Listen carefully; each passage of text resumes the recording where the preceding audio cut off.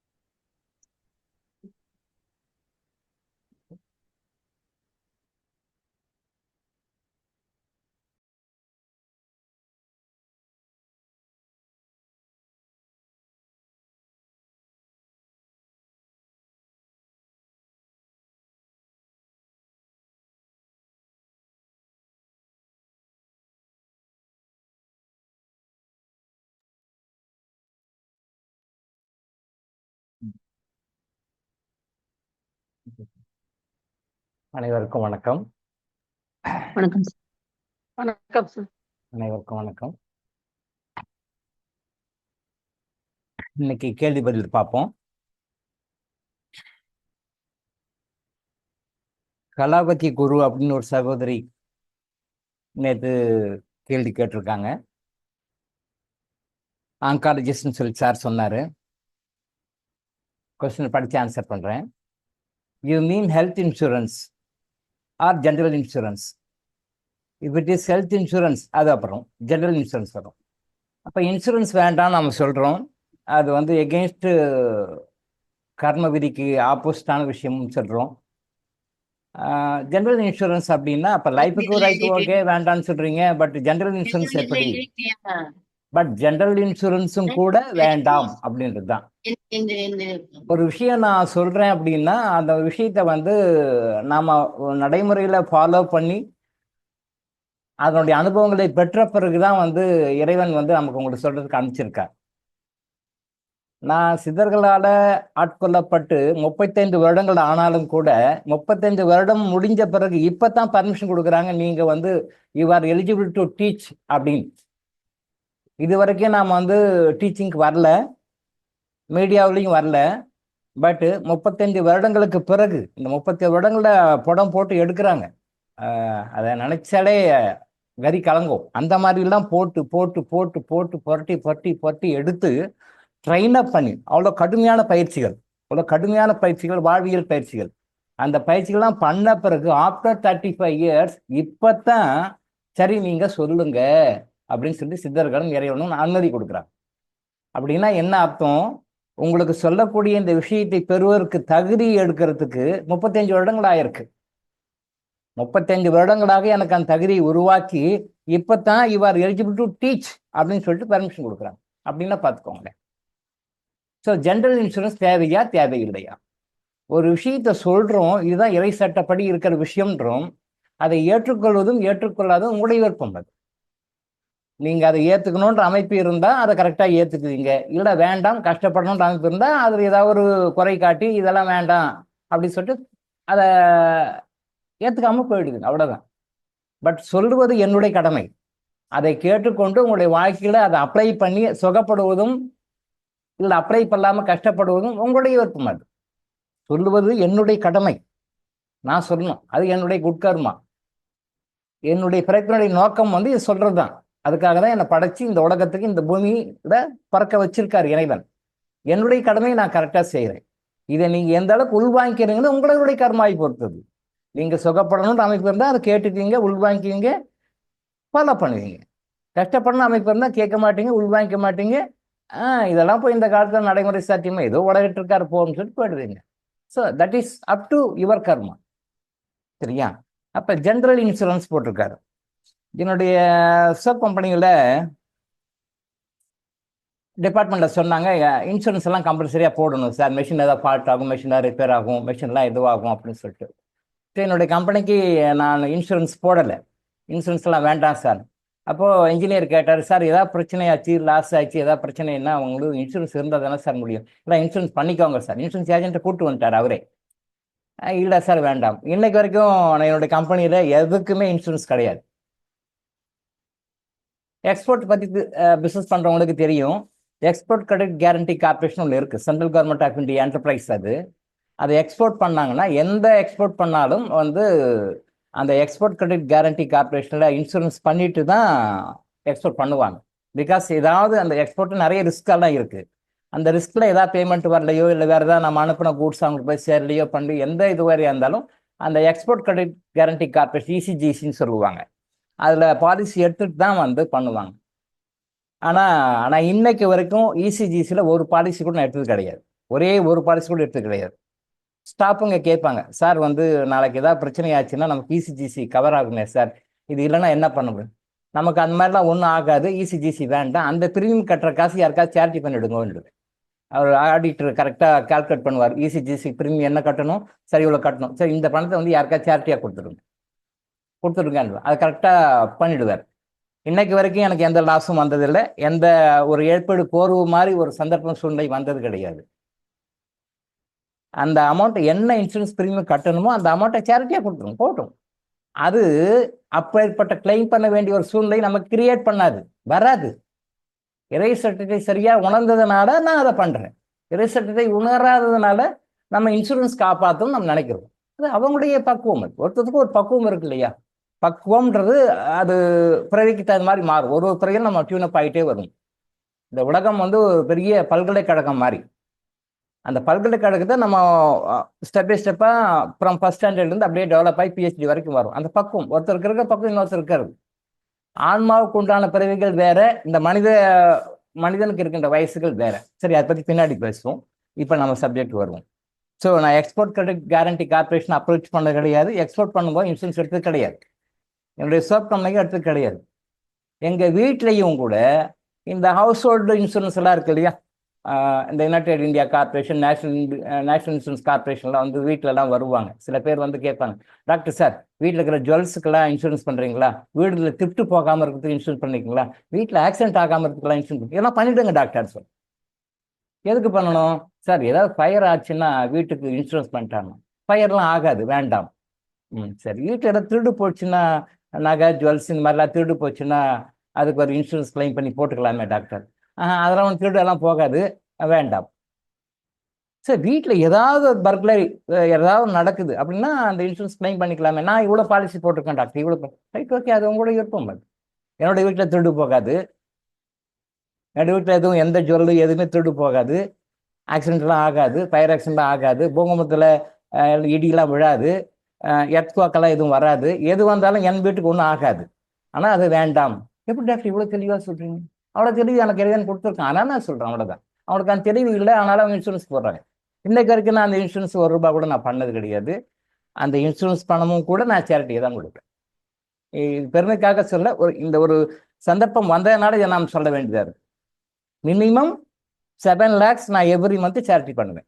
Minimum 7க்கு மேலே தான் இருக்கும். 7 lakhs every month insurance premium என்ன கட்டணுமோ அதெல்லாம் தனியாக போயிடும். அது இல்லாமல் என்னோட இன்கம்ல என்ன வருமானம் வருதோ அதில் 7 lakhs குறையாம எவ்ரி மந்த் பண்ணுது. இந்த நேருக்கு பண்ணுமான்னு ஃபோன் பண்ணி தான் சொல்லுவேன். வாய்ப்பு கிட்ட ஒரு லிஸ்ட்டு கொடுத்துருவேன். இந்த நேருக்கு பண்ணிட்டுமா, ஏன் பண்ணணும் எதுக்கு பண்ணணும் அவங்க கேட்க மாட்டாங்க, கேட்கவும் கூடாதுன்னு சொல்லி வச்சிருக்கேன். கேட்கவும் மாட்டாங்க. இந்த நேருக்கு பண்ணுமா, எவ்வளோ பண்ணிடுமா, இந்த டேட்டில் பண்ணுமான்னா கரெக்டாக பண்ணிவிடுவாங்க. ஆட்டோமேட்டிக் பேமெண்ட் பண்ணிவிடும். ஜஸ்ட் சொல்லுதான், அவ்வளோதான். இது சொல்லக்கூடாது. வலது கை கொடுக்கறது இடது கைக்கு தெரியக்கூடாது. அதான் இறைவனுடைய சட்டம். இது பைபிள்லையும் சொல்லப்படுகிறது. இது இப்போ ஒரு சந்தர்ப்ப சூழ்நிலை ஏற்பட்டு இதை விளக்கம் சொல்லணும்ன்றதுக்காக இதை நான் சொல்கிறேன். ஸோ ஜென்ரல் இன்சூரன்ஸும் வந்து கர்ம விதிப்படி, கர்மாவின் சட்டத்தின்படி தவறு. நான் செய்ய வேண்டாம்ன்றது என்னுடைய வேண்டுகோள். அது செய்யறதும் செய்யாத உங்களுடைய விருப்பம். If it is health insurance, every corporate and government hospitals காப்பீட்டு திட்டம் cards are following the system in the present era. Right. இன்னைக்கு வந்து கார்பரேட்லேயும் கவர்மெண்ட் ஹாஸ்பிட்டல்ஸ்லையும் நிறைய ஸ்கீம்ஸ் எல்லாம் போடுறாங்க. இந்த எரால் அப்படி தான் இருக்குன்னு சொல்கிறாங்க. Right, okay. ஒரு அரசாங்கமும் மற்றவர்களும் ஒரு விஷயத்தை செய்கிறாங்க அப்படின்னு சொன்னால் அது வந்து நம்ம சரின்னு சொல்ல முடியாது. அரசாங்கம் பெரும்பாலும் நல்லதை தான் பண்ணும், கரெக்டாக தான் பண்ணும். சில தவறுகளையும் செய்யும். அப்போ அரசாங்கம் தவறு செய்ததுக்காக அரசாங்கமே செய்து அதை நியாயம் நம்ம ஜஸ்டிஃபை பண்ண முடியாது.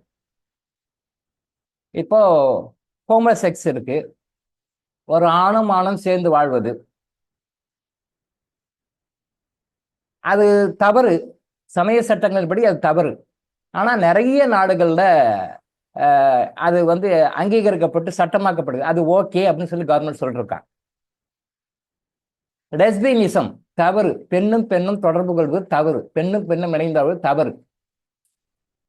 ஆனால் மதங்களின் படி அது தவறு.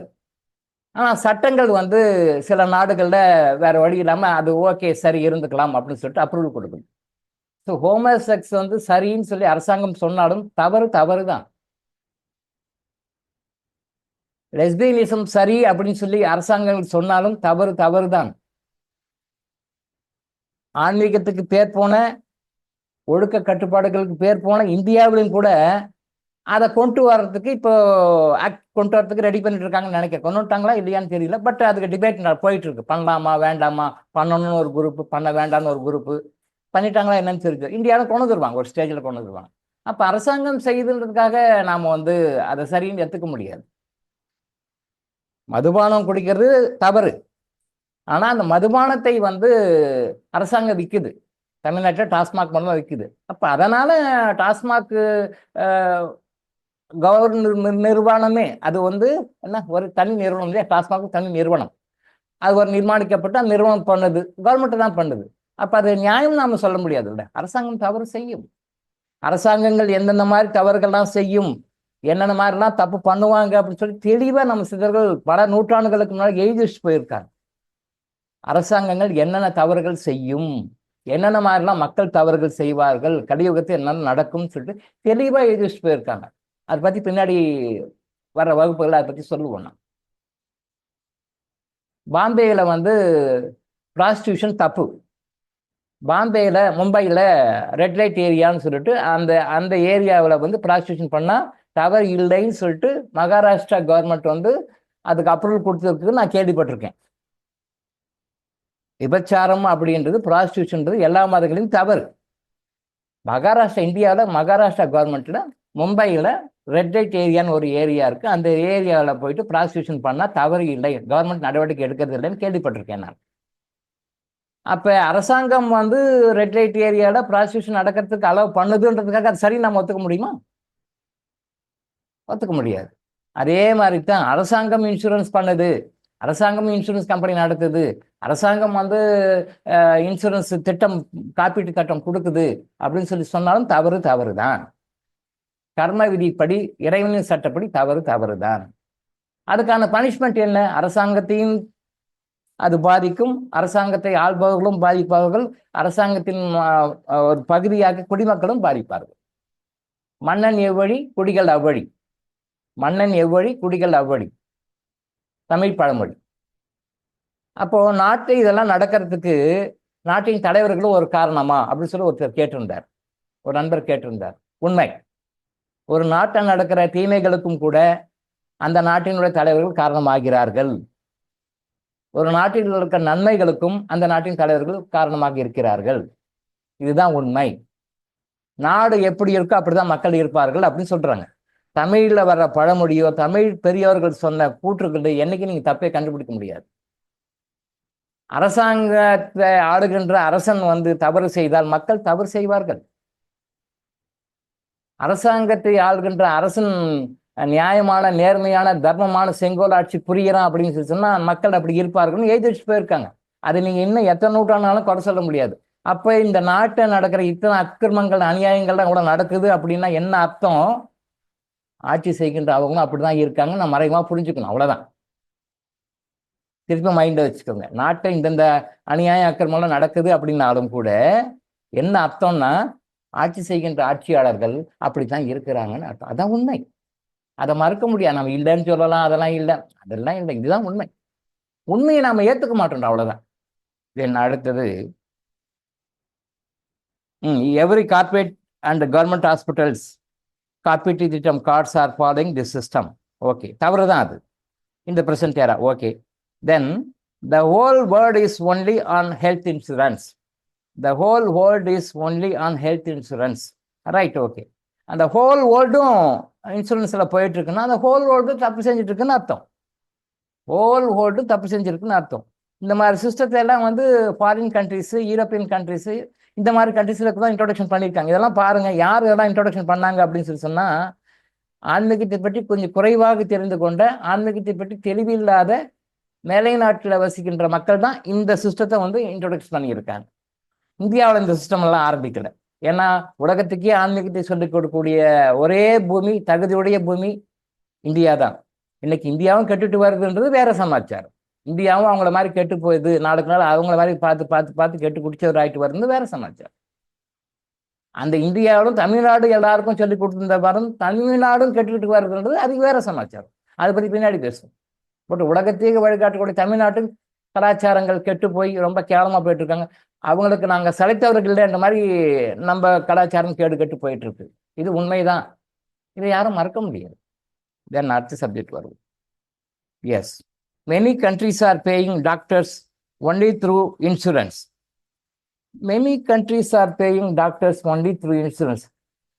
தவறான ஒரு கையாளுகை தான், தவறானதான் பண்ணுறாங்க. இப்போது ஹாஸ்பிட்டல்ஸில் வந்து பெர்மிஷன் கொடுக்கும் பொழுது, ஹாஸ்பிட்டல்ஸ் அப்ரூவல் கொடுக்கும் பொழுது ஒரு ஒரு ரூல் இருக்குது. ஆங்காலஜி சகோதரிக்கு தெரியும்னு நினைக்கிறேன். எல்லா ஹாஸ்பிட்டல்லையும் ஒரு குறிப்பிட்ட நபர்களுக்கு வந்து இலவசமாக ட்ரீட்மெண்ட் கொடுக்கணும். கார்பரேட் ஹாஸ்பிட்டல்ஸில் எல்லாமே ஒரு குறிப்பிட்ட நபர்களுக்கு ஒருவரிடம் இத்தனை பேருக்கு இலவசமாக ட்ரீட்மெண்ட் கொடுக்கணும் ஒரு ரூல் இருக்குது. ஆனால் அந்த ரூலை எத்தனை பேர் ஃபாலோ பண்ணுறாங்க, எத்தனை ஹாஸ்பிட்டல்ஸ் அதை ஃபாலோ பண்ணுறாங்கன்றது வந்து அது நீங்கள் ஹாஸ்பிட்டல் ஃபீல்டில் இருக்கிறவங்களை என்கொயர் பண்ணால் தெரியும். ஹாஸ்பிட்டல் மேனேஜ்மெண்ட் இருக்கிறவங்க பார்த்தா தெரியும். ரூல் என்னமா இருக்குது. ஒரு ஹாஸ்பிட்டலில் ஓப்பன் பண்ணும்போதும் அதுக்கு லைசன்ஸ் கொடுக்கும்போது இத்தனை பேருக்கு கம்பல்சரியாக ஒரு வருஷம் இலவசமாக ட்ரீட்மெண்ட் கொடுக்கணும் அப்படின்னு இருக்கு. அந்த ரூலை எனக்கு தெரிஞ்சு யாரும் ஃபாலோ பண்ண மாதிரி தெரியல. சகோதரிக்கு கூட ட்ரை பண்ணி பார்த்தா தெரியும், அதனோட உண்மைத்தன்மை உங்களுக்கு தெரியும். ஆனால் அதே நேரத்தில் எனக்கு யாரும் ஆர்டர்லாம் போடலை. நான் வந்து எத்தனை பேருக்கு இலவசமாக மருந்துகள் கொடுக்குறேன், எத்தனை பேருக்கு இலவசமாக ஆலோசனைகள் கொடுக்குறேன், எத்தனை பேருக்கு இலவசமாக கிறிஸ்டல்ஸ் கொடுக்குறேன், எத்தனை பேருக்கு இலவசமாக ஜெம்ஸ்டோன்ஸ் கொடுக்குறேன், எத்தனை பேருக்கு வேற அவங்க சிகிச்சை பெற்று குணமடைவதற்கு இல்லை அவங்க வாழ்க்கை பிரச்சனை வெளியே வரதுக்கு என்னென்னலாம் செய்யணுன்றதை வந்து எந்த காசும் எதிர்பார்க்காம எந்த பிரதிபலனும் எதிர்பார்க்காம நான் செய்யறேன்றது வந்து தெரியாது. ஆசை தம்பி இதுக்கு என்ன கேட்டு பாருங்க. அவர் உங்களுக்கு பர்சனல் ஃப்ரெண்டுனால அவர்கிட்ட கேட்டு பாருங்க, நான் யாருக்கு செய்யறேன்னு தெரியும். பட் ஆசை தம்பிக்கு தெரிஞ்சது கொஞ்சம் தான். ஆசை தம்பிக்கு தெரிஞ்சது கொஞ்சம் தான். அவருக்கு தெரியாம நிறைய பண்றேன். அவருக்கு சொல்லிட்டு நான் பண்றேன், சொல்லாம நிறைய பண்றேன். ஆசை தம்பி கிட்ட கான்டாக்ட் பண்ணீங்கன்னா இதெல்லாம் நான் எப்படி செய்வேன்னு அவர் சொல்லுவார். ஏன் விளம்பரப்படுத்திக்கல. ஆனா இதே தனி மனிதன் நான் செய்யும் பொழுது கார்பரேட் ஹாஸ்பிட்டல் செய்யக்கூடாதா என்ன? அவங்களுடைய பக்குவம் அது, அதை அவங்க பிசினஸா பண்றாங்க. என்னுடைய பக்குவம் அது, நான் அதை சர்வீஸா பண்றேன். அதான் விஷயம்.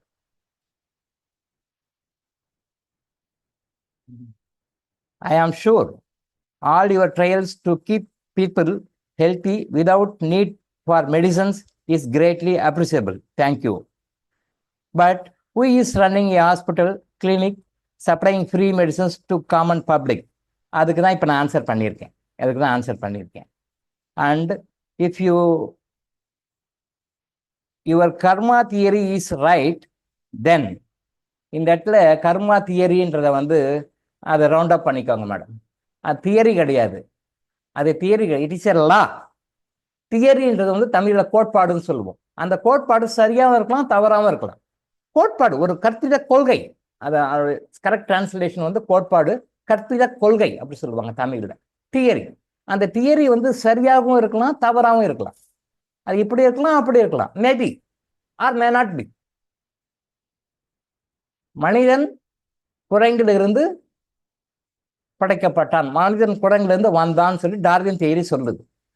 அதை உலகம் முழுசும் எல்லா நாடுகளிலும் எல்லா அரசாங்கங்களும் சிலபஸில் வந்து மனிதன் குரங்கிலிருந்து வந்தான் அப்படி சொல்லுது. அதை நாமளும் படிக்கிறோம். நானும் படிச்சிருக்கேன், நானும் எழுதியிருக்கேன், நானும் மார்க் வாங்கியிருக்கேன் சயின்ஸில். ஆனால் அது முழுக்க தவறு, 100% தவறு. மனிதன் குரங்கிலிருந்து படைக்கப்படவில்லை. இது நான் இதுக்காக வந்து போராட்டமாக பண்ணிட்டு இருக்க முடியும் மக்களுக்கு, நாடுகளுக்கு, அரசாங்கங்களுக்கு? அவங்களுக்கு தெரிஞ்சது அவ்வளோதான், ரைட், ஓகே, கேரி ஆன் அப்படி சொல்லிட்டு வந்துட வேண்டியதான். மனிதன் குரங்கிலிருந்து படைக்கப்படவில்லை, அவன் வேற மாதிரி படைக்கப்பட்டான். அது சப்ஜெக்ட் வேற டைவர்ட் ஆகிடும், நான் பின்னாடி அதை பற்றி பேசுவேன். மனிதன் சத்தியமாக குரங்கிலிருந்து படைக்கப்படவில்லை. நாம சயின்ஸ்ல கவர்மெண்ட் சிலபஸ்ல படிக்கிறது முழுக்க தவறு. இப்போ இதுக்காக நான் போராட்டம்லாம் பண்ணிட்டு இருக்க வேண்டாம். போராட்டத்துக்கு நமக்கு நேரமும் இல்லை, சொல்றதுக்கு நமக்கு டைமும் இல்லை, வந்த வேலையை முடிக்க டைம் இல்லை. இப்போவே நம்ம ஒரு நாளைக்கு ஒரு டைம் தான் சாப்பிட்றோம், 3 நாளைக்கு ஒரு தடவை சாப்பிட்றோம், தூங்குறது 3 மணி நேரம் தான் தூங்குறோம். ஸோ இதுக்கெல்லாம் நான் முடக்கம் சொல்றதுக்கு எனக்கு நேரம் இல்லைன்ற காரணத்தினால இதோட முடிச்சுக்கும். அப்போ it is not a theory, it is a law, karmic law. உலகம் வந்து படைக்கப்பட்ட போது, இந்த பிரபஞ்சம் படைக்கப்பட்ட போது சில சட்டங்களை ஏற்கிறார். அந்த சட்டத்தின்படி தான் இந்த உலகம் இயங்கிக்கிட்டு இருக்கு. மனுஷன் போட்ட சட்டத்தை அமெண்ட்மெண்ட் பண்ணிக்கிறான். அமெண்ட்மெண்ட் 1, அமெண்ட்மெண்ட் 2, அமெண்ட்மெண்ட் 3, இந்த மாதிரி எல்லா நாட்டு கவர்மெண்ட்டும் அந்தந்த சூழ்நிலைக்கு தகுந்த மாதிரி மாத்திக்கிறாங்க. ஒரு அரசாங்கம் வருது, அதை சரியில்லைது, அடுத்த அரசாங்கம் வருது, அது தவறுன்னு மாத்துது.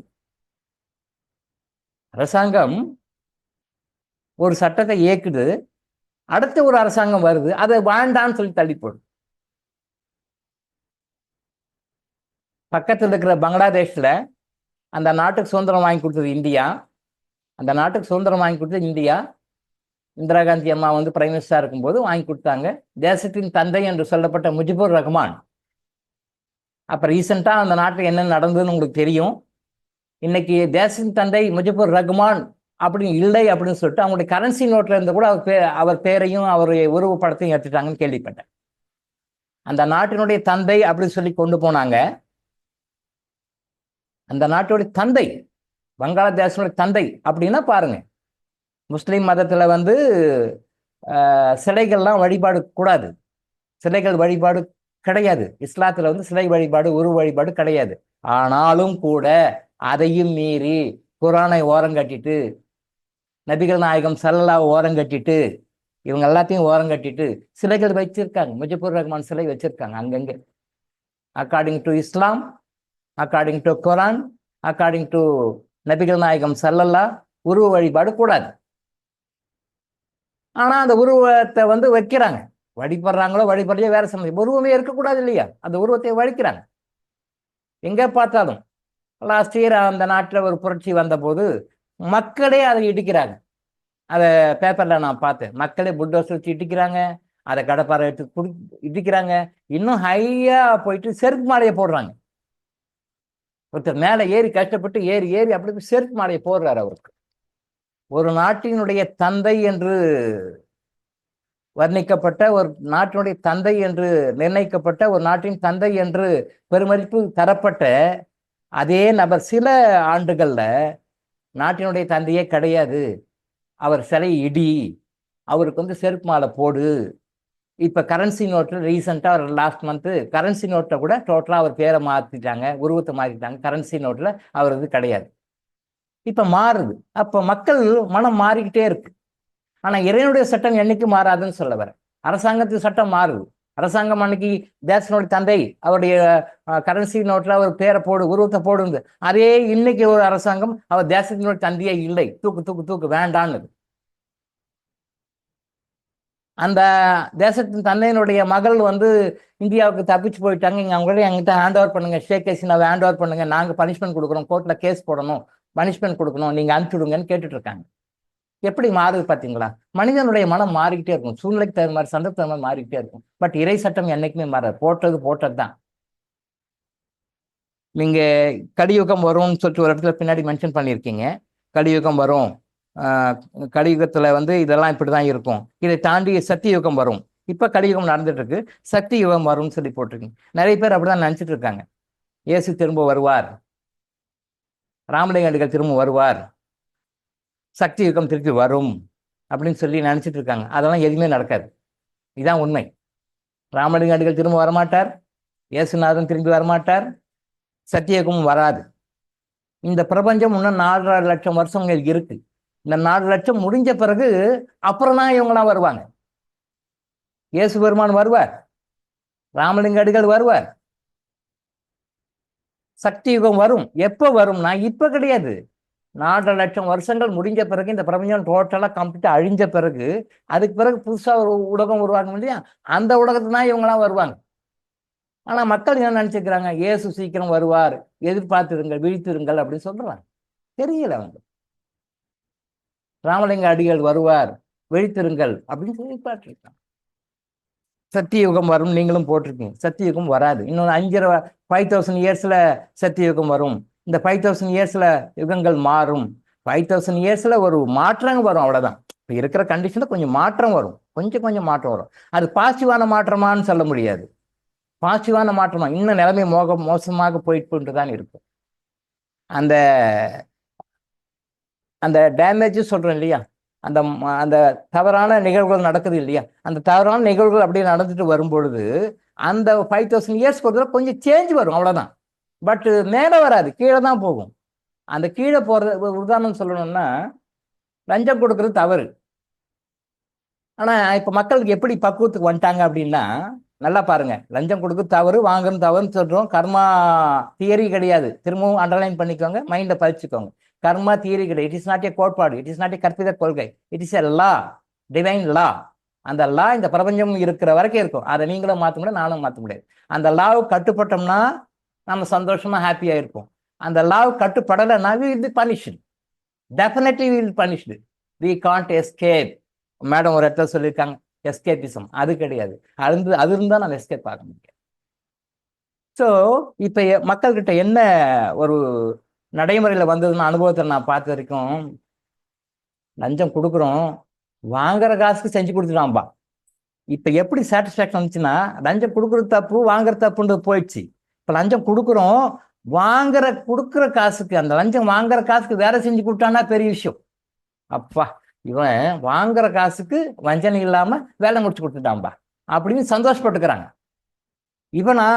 இவன் காசு வாங்கினதோடு சரி, அதோடு சரி, அதுக்கு பிறகு இவன் வேலையும் செய்ய மாட்டான், ஏமாத்திடுவான். அப்ப கொடுக்குற காசு திரும்ப வருமா வராதா, இந்த வேலையை நடக்குமா நடக்காதா, இந்த ரிசல்ட் நடக்குமா நடக்காதா, இந்த எதுக்காக இந்த லஞ்சம் கொடுக்குறோமோ அது வேலை நடக்குமா பயந்து தான் கொடுக்குறான், வேற வழி இல்லாம தான் கொடுக்குறான். யார்ட்டையும் வெளியே சொல்ல முடியாது. திருடன் தேல் கொட்ட மாதிரி. திருடனை தேல் கொட்டினா சத்தம் போட முடியுமா? அவன் அன்னையே திருட போய்க்கிறான்.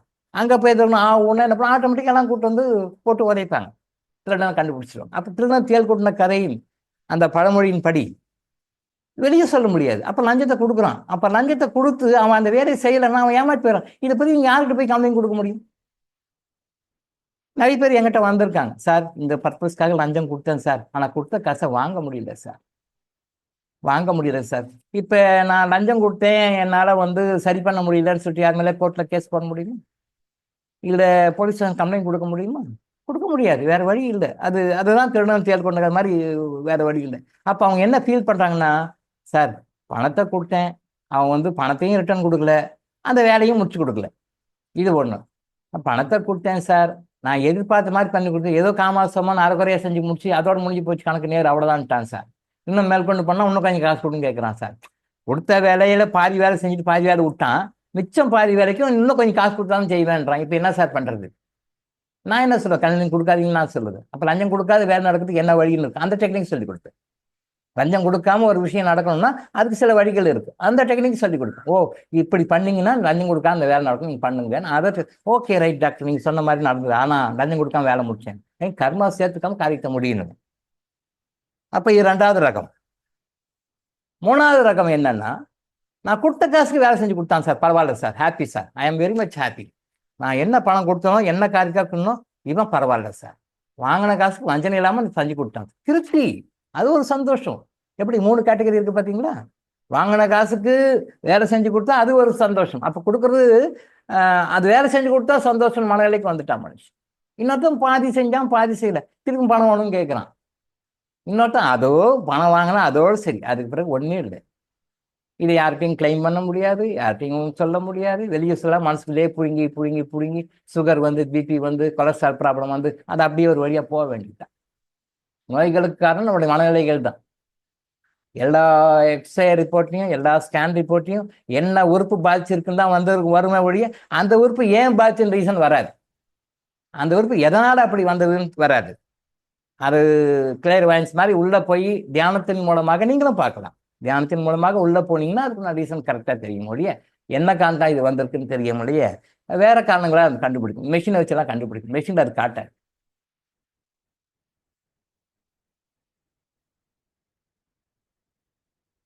ஸோ கர்மா தியரி கிடையாது, கர்மிக் லா, இறை சட்டம், divine law is right. Then every disease is also a part of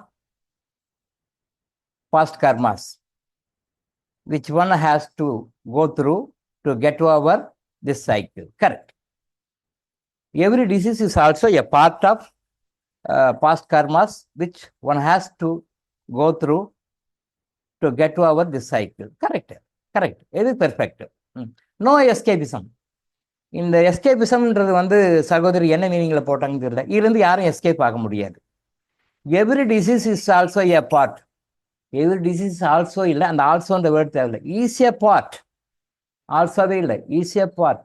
நமக்கு வருகின்ற ஒரு நோயும் பூர்வ ஜென்மத்தில் நாம் செய்த தவறுகளின் பாவங்களின் குற்றங்களின் பிரதிபலிப்பே. சாதாரண இருமல் இருந்து சாதாரண தும்மல் இருந்து கேன்சர் வரைக்கும், நீங்க ஸ்பெசிஃபிஸ்டா இருக்கீங்களே ஆங்காலஜி டிபார்ட்மெண்ட், அந்த கேன்சர் வரைக்கும் எல்லா நோய்களுக்கும் அடிப்படை காரணம் நம்மளுடைய பாஸ்ட் லைஃப் கர்மாஸ் தான். அதை தவிர வேற எதுவுமே கிடையாது. நம்ம வெளில சொல்றோம் இந்த ரீசன் அந்த reason, these are all external reasons. External ரீசனை பார்க்காதீங்க, இன்டர்னல் ரீசன்ல தான் விஷயம் இருக்கு. இன்டர்னலை சரி பண்ணால் எக்ஸ்டர்னல் ஆட்டோமேட்டிக்காக சரியாயிடும்ன்றதான் நான் சொல்லுகின்ற விஷயம். நான் தான் இங்கே இறைவன் சொல்றேன். எஸ், இதுல இருந்து யாரும் எஸ்கேப் பார்க்க முடியாது. யாருமே எஸ்கேப் பார்க்க முடியாது. நீங்க அமெரிக்கா ஹாஸ்பிட்டலுக்கு போனாலும் எஸ்கேப் பார்க்க முடியாது, சிங்கப்பூர் ஹாஸ்பிட்டலுக்கு போனாலும் எஸ்கேப் பார்க்க முடியாது, எங்க போனாலும் எஸ்கேப் பார்க்க முடியாது. Yes, for this money many don't have money to pay to hospitals or health services. Kindly don't issue blank or blunt statement in the name of our theories and confuse the common public, please.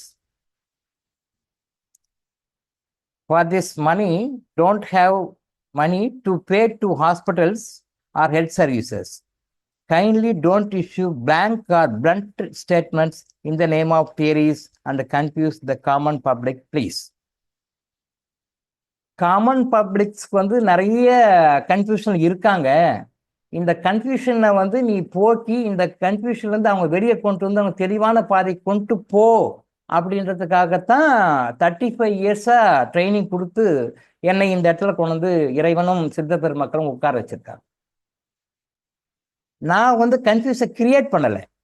கன்ஃபியூஸை வந்து அந்த கன்ஃபியூஷனை வந்து டோட்டலாக eradicate பண்ணி அந்த கன்ஃபியூஷனுக்கு தெளிவான விளக்கத்தை கொடுத்து அந்த கன்ஃபியூஷன் ஸ்டேட்லேருந்து வெளியே கொண்டு வர்றதுக்காகத்தான் என்ன இறைவன் படத்தை இந்த பூமிக்கு அமைச்சிருக்காரு டாக்டர் இளங்கோவாங்க. அப்ப இந்த தகுதி எதுக்கெல்லாம் இருந்தா, எந்த மாதிரி தகுதிகள்லாம் இருந்தா நீ சொல்றதுக்கு எலிஜிபிளா அப்படின்றதுக்காக என்னை 35 இயர்ஸ் படம் போட்டு எடுத்து 35 இயர்ஸ் எக்ரஸ் ட்ரீட்மெண்ட் கொடுத்து இப்பதான் நீ சொல்லுன்னு இருக்காங்க. ஸோ மக்களை குழப்புவது என்னுடைய நோக்கம் இல்லை. மக்களின் குழப்பங்களுக்கு தெளிவான விடையடித்து அவங்களுக்கு தெளிவை கொடுப்பதுதான் என்னுடைய நோக்கம்.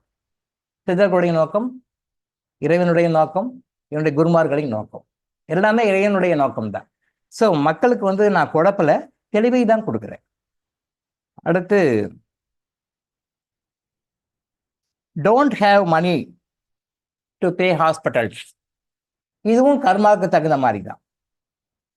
ஒரு 3 இயர்ஸ் பேக்கு ஒரு பேஷண்ட் வந்தார். அவர் வந்தபோது அவர் வந்து கிறிஸ்டியன், சர்ச்சில் வந்து ஊழியம் பார்க்குறார். சர்ச்சில் வந்து கிறிஸ்டியன்ஸ் வந்து சில பேர் ரொம்ப இயேசு மேலே ரொம்ப நம்பிக்கை வச்சு இருக்கிறவங்க. உடம்பு சரியில்லை, அவங்கள வந்து ஹாஸ்பிட்டலுக்கு எங்கேயும் கொண்டு போய் சர்ச்சில், அங்கே ஆதம்பாக்கம் சர்ச்சில் வச்சுட்டு ப்ரே பண்ணுறாங்க.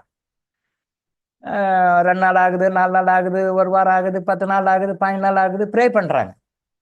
டெய்லி நிறைய பாஸ்டர்ஸ் வராங்க, பிஷப்ஸ் வராங்க, ப்ரே பண்ணுறாங்க. இவங்க நல்லாகட்டும், இவங்க நல்லாகட்டும், இவங்க நல்லாகட்டும், ப்ரேயர் பண்ணுறாங்க. பைபிள் வெர்சஸ் எல்லாம் சொல்லி பிரார்த்தனை பண்ணி வெர்சஸ் பண்ணுறாங்க. ஒரு வழியாக அவங்க வந்து இறந்துடுறாங்க.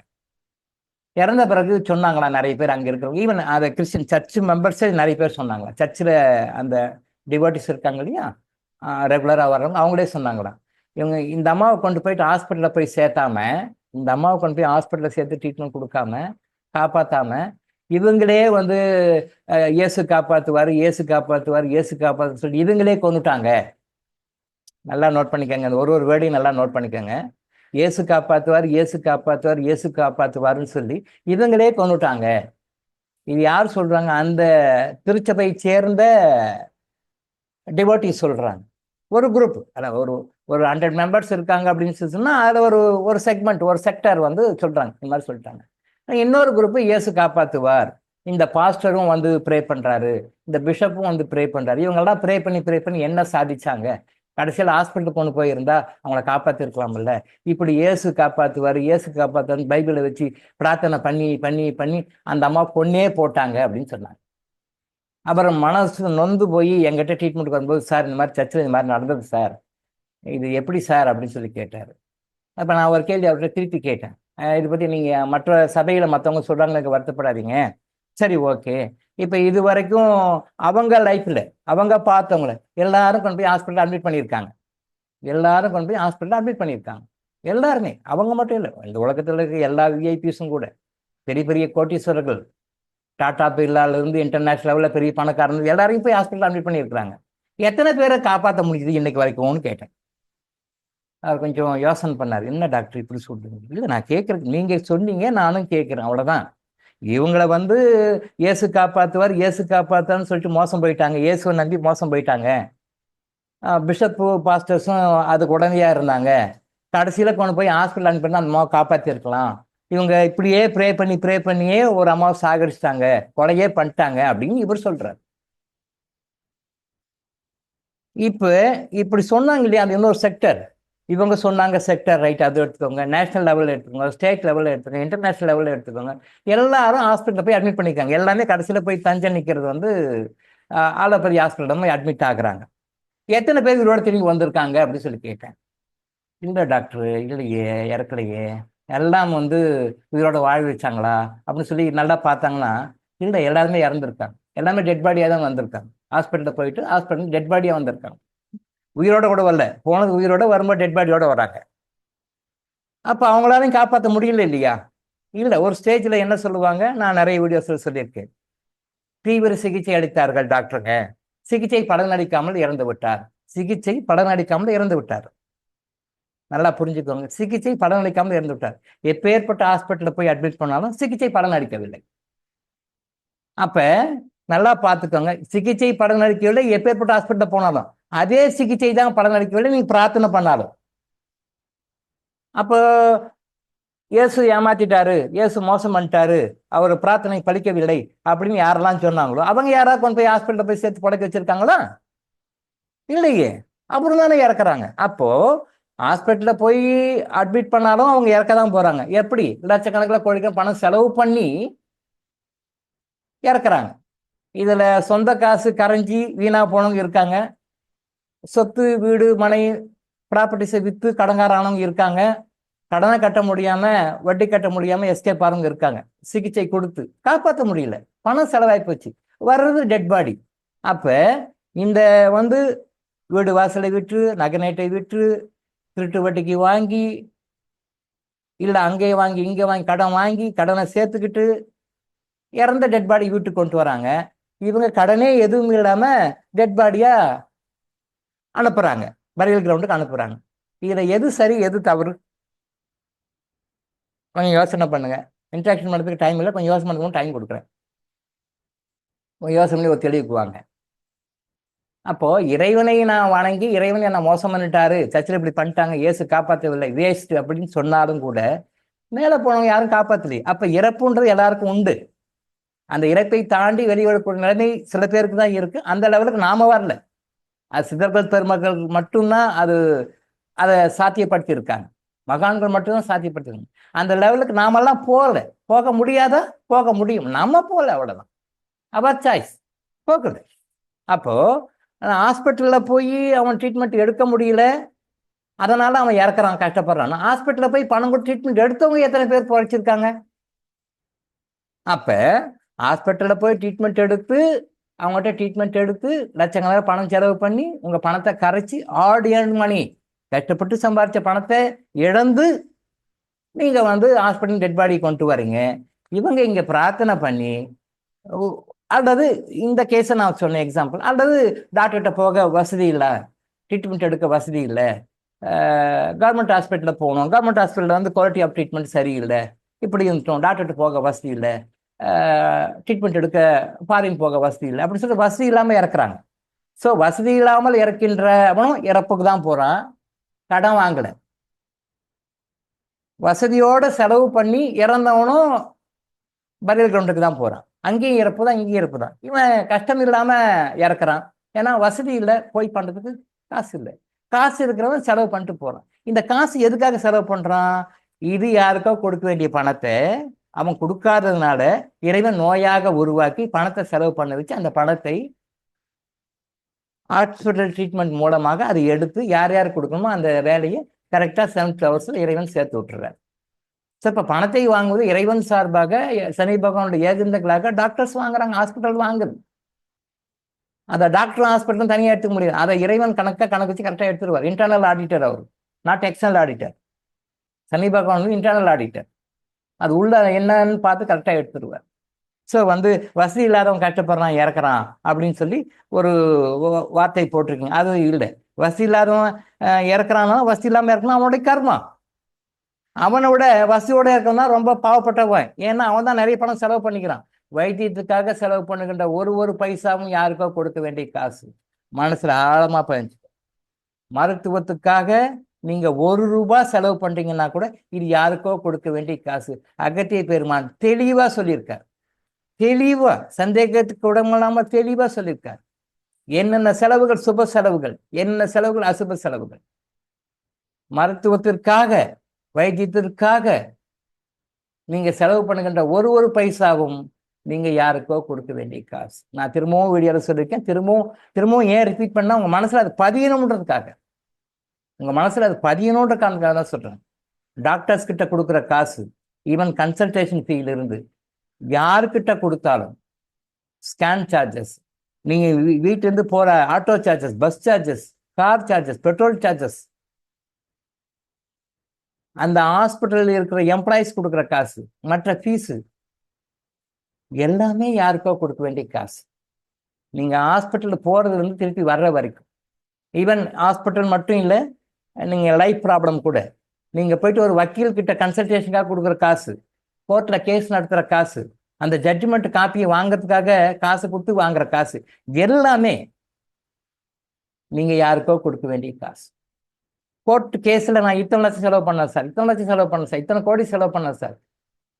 கோர்ட்டு கேஸுக்காக நீங்க வக்கீல பார்க்க போறீங்களே, வீட்டுல இருந்து ஒரு 2 வீலர் 4 வீலர் போறீங்க, பெட்ரோல் போட்டு போறீங்களே, அந்த பெட்ரோல் காசு முதல் கொண்டு அந்த ஜட்ஜ்மெண்ட் எத்தனை வருஷம் கழிச்சு கொடுக்குறாங்களோ அத்தனை வருஷம் நீங்க என்ன செலவு பண்றீங்களோ, வக்கீலுக்கு எவ்வளவு காசு கொடுக்குறீங்களோ, எல்லாமே நீங்க யாருக்கோ கொடுக்க வேண்டிய காசு.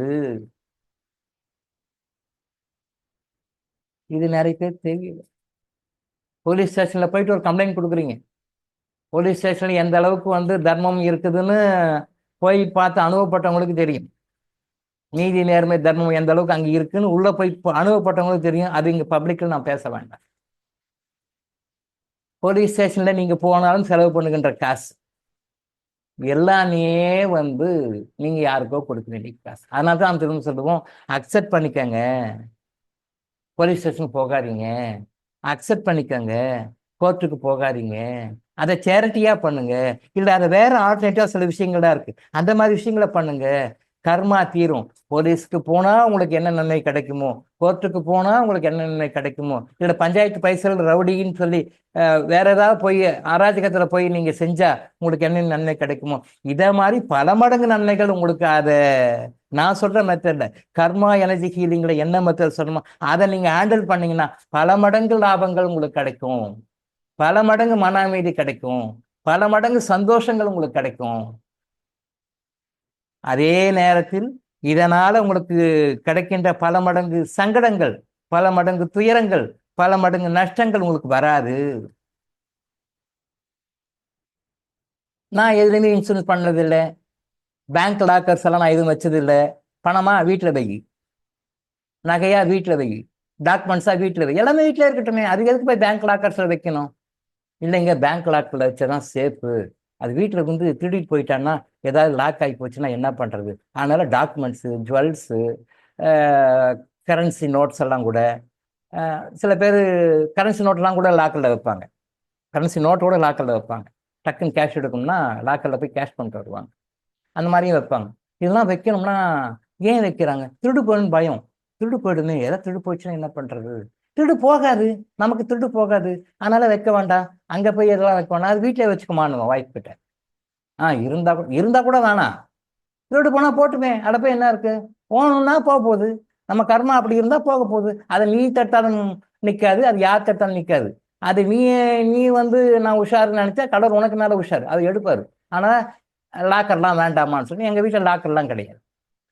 எங்க வீட்டில் லாக்கும் பண்ண மாட்டோம், அது சும்மா தான் இருக்கும், சும்மா மூடி வைப்பாங்க, யாருனாலும் வரும், ஹவுஸ்மேட் கூட வருவாங்க போவாங்க பண்ணுவாங்க, அதை லாக்கெல்லாம் பண்ண மாட்டாங்க, அது பாட்டு கதவு மூடிதான் இருக்கும். இப்படி இருக்கும்போது ஒரு தடவை என்னுடைய சைக்கிள் திருடு போயிடுச்சு. சைக்கிள்னா நான் எப்பவுமே எங்கேயாவது வெளில போகணும்னா லோக்கலில் சைக்கிள் தான் யூஸ் பண்ணுவேன். சில பேர் நினச்சிக்குவாங்க டாக்டர் கஞ்ச பிசுனாரி, காசு செலவு பண்ணுறதுக்கு மனசு இல்லை, சைக்கிளில் போகிறாரு அப்படின்னு நினைப்பாங்க. இல்லை, அது ஒரு ஏன்னா குட் கர்மா ஏன் பண்ணுறதுக்காக சைக்கிளில் போகிறோம், அது வேறு சமாச்சாரம், அது பின்னாடி பேசுவோம். அது ஒரு குட் கர்மா. அது ஏன்றது வந்து டைவர்ட் ஆகிடும், பின்னாடி பேசணும். சைக்கிளில் போயிட்டு வேற ரயில்வே ஸ்டேஷனில் போயிட்டு வேலை போயிட்டு முடிச்சுட்டு வரும்போது திருப்பி சைக்கிள் எடுக்கும்.